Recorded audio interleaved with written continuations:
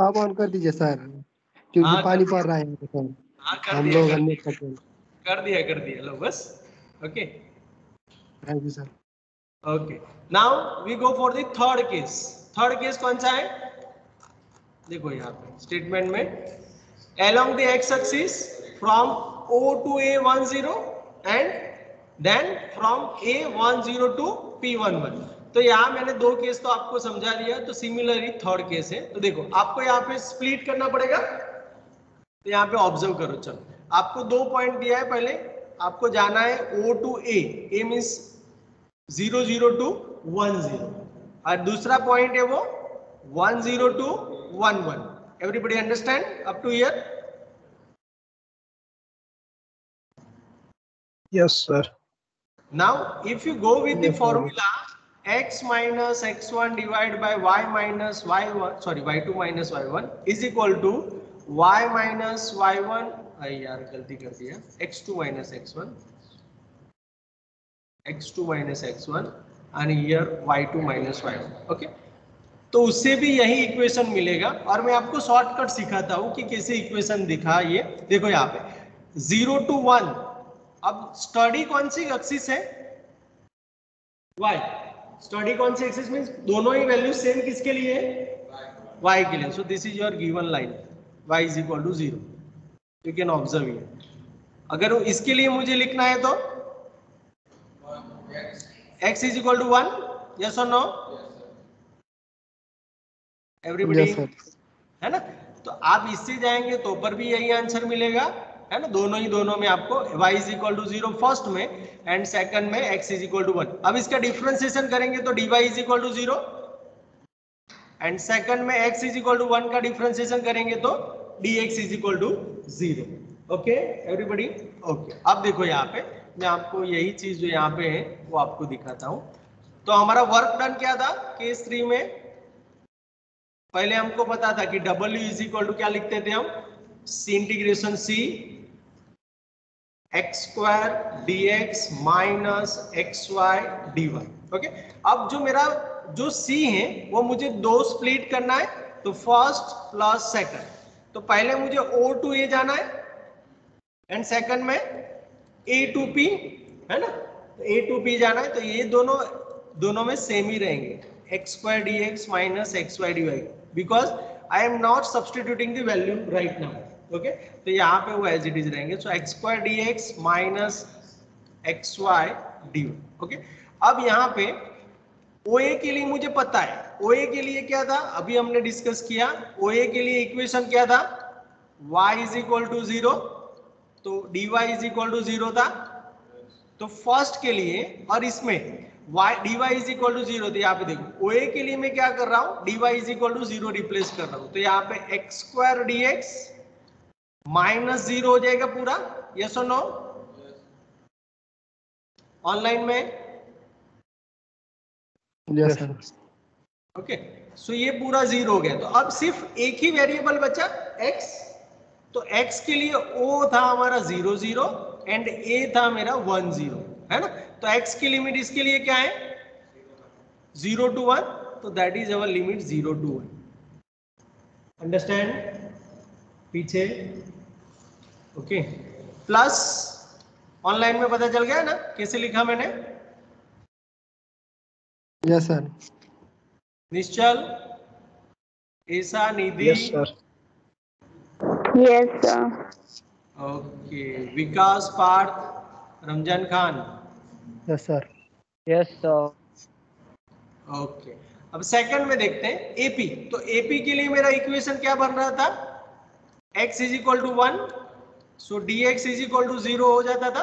तो I replace first dx is equal to 0, तो यहाँ पे देखो फर्स्ट 0 माइनस ये पूरा हो जाएगा xy एंड dy, तो dy रहेगा। अब मुझे उसमें x भी मुझे परेशान करेगा, लेकिन x की वैल्यू मेरे पास है already, x is equal to 1, तो मैं उसमें x is equal to 1 replace कर सकता हूं, तो यहाँ पे मेरा 1 हो जाएगा। ओके तो ये 1 हो गया। अब लिमिट के बारे में डिस्कस करते हैं। तो a की लिमिट है 1 0 एंड p पॉइंट जो है मेरा 1 1। तो अब y की लिखना है, तो y की लिमिट क्या हुई?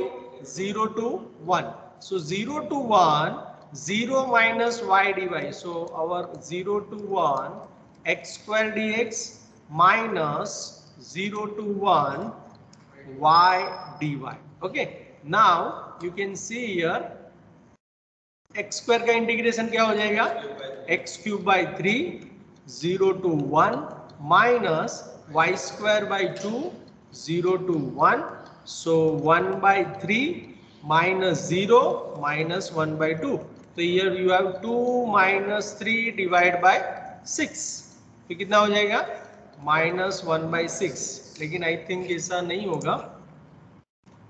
Yes, minus 1 by 6. लेकिन वर्क डन नेगेटिव हुआ, उसका मीनिंग क्या हुआ कि आपकी पोटेंशियल बहुत ही वीक है. मीन्स वो कभी नेगेटिव नहीं होता है, उसको मॉड्यूलस फॉर्म में हम लेते हैं, है ना. That means work done is equal to positive 1 by 6 अगर पूछा गया है तो. लेकिन हमारे according to data it will be minus 1 by 6. Okay, everybody understand? Yes sir. Yes sir.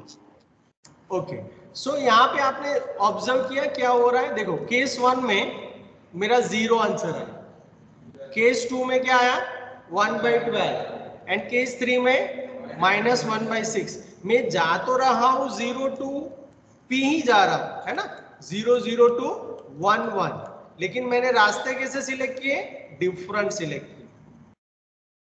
देखा, तो हर एक टाइम पे आपका जो वर्क डन है वो डिफरेंट हो रहा है.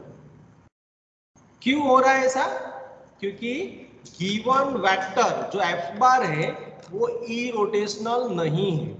यू कैन चेक इट, इसका कॉल फाइंड करके चेक करो. चलो ई रोटेशनल है कि नहीं, कैसे करेंगे, आई जे है ना, del by del x del by del y x square and x y. चलो चेक करो तो ये हो रहा है 0.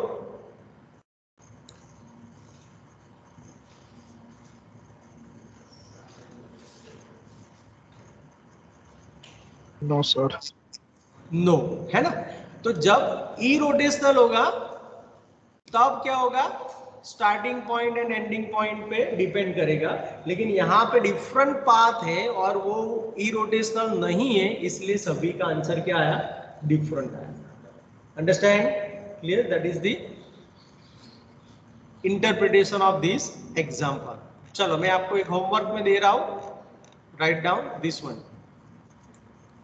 चलो इसको ट्राई करना. Write down the statement. Evaluate integration over C f bar into dr bar, where f bar is equal to x square plus y square I cap minus 2xy j cap, and C is a rectangle in the xy plane bounded by x is equal to 0, x is equal to a, y is equal to 0, y is equal to b.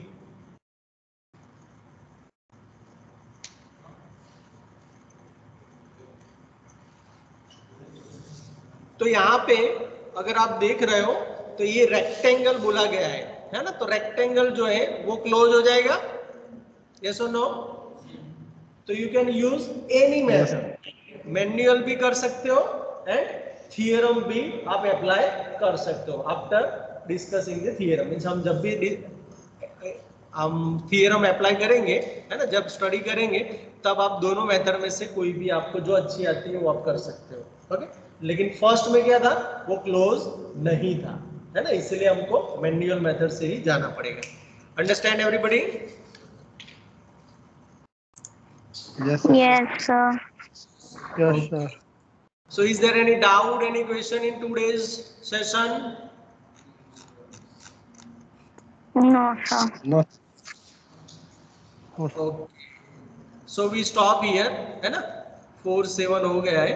अभी आपको try करना है तो try कर सकते हो.